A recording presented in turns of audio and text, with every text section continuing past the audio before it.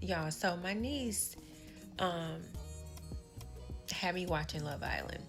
And I typically don't watch reality TV shows. Like, that is just not my thing. But I wanted to get away from the computer this weekend, so I was like, let me do some TV, some senseless TV. So I decided to watch the show. And oh my God, that show should be called Lust Island, okay?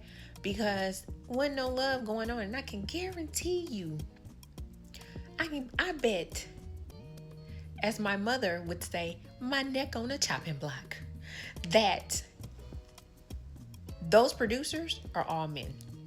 Because only men would come up with challenges like that. This was a big ass social experiment, right?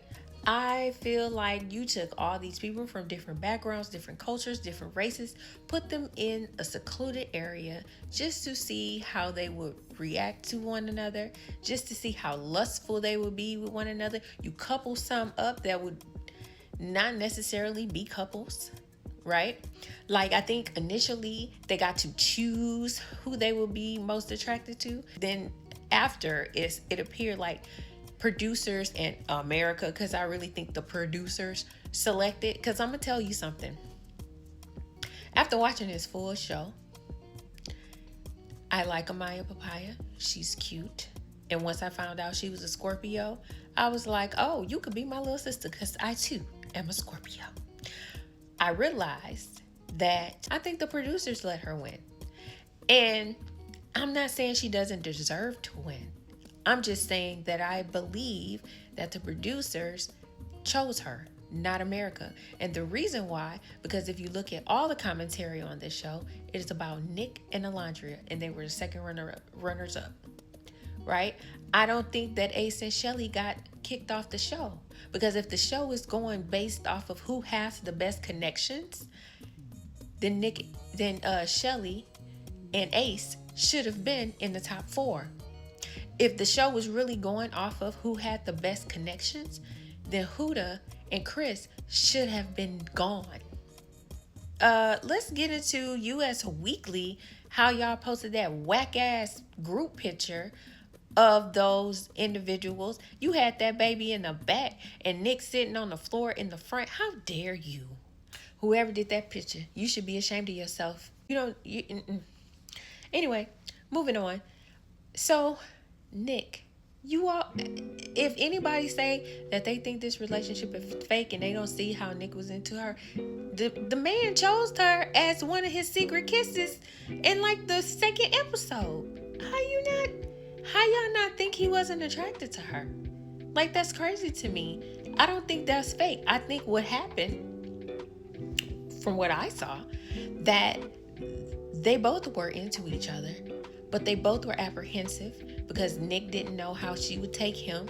She didn't know how others would take her liking him. She feared how they looked together, because she even said that to Shelly in one episode. They've been liking each other. They just didn't know how to approach it. But hey, what is meant to be will always be, right? All right. But let's talk about Nick and Sierra. My uncle, he's passed on. And I recall one day I called him. I was like, hey, Uncle Leonard, how you doing? And he was like, hey, baby, I just got off the phone with your mama. I lied to her a little bit. She lied to me a little bit. It was a good old conversation.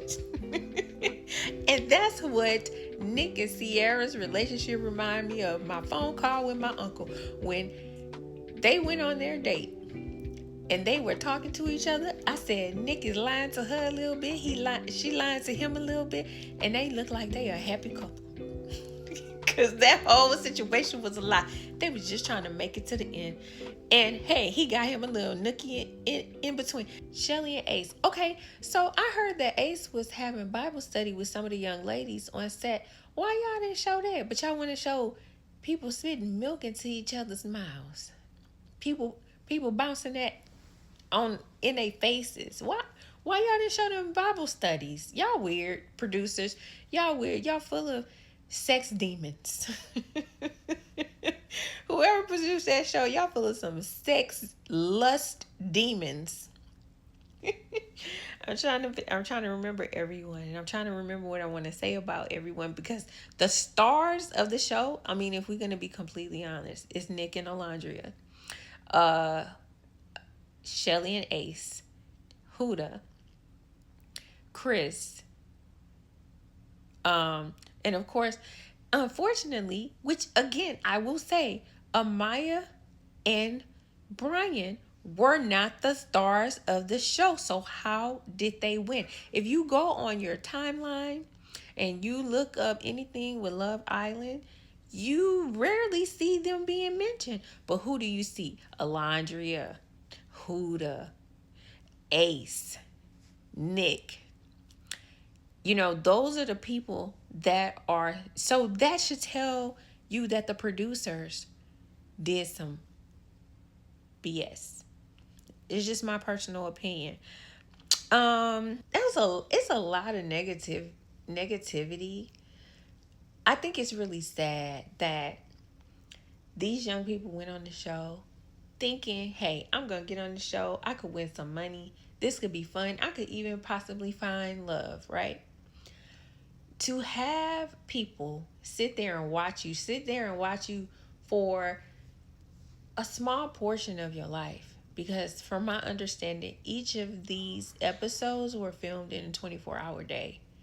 So to only see a small portion of your life and judge your looks, judge your personality, but to sit there and judge these young people as if they don't have feelings, that's so sad. It's really sad, and it's so disheartening, because why are we stealing this moment from them? Why are we being ugly to them? Why is US Weekly putting that young lady in the back, knowing that she was second runner up? Why wouldn't they put them there as a couple and then they're still together?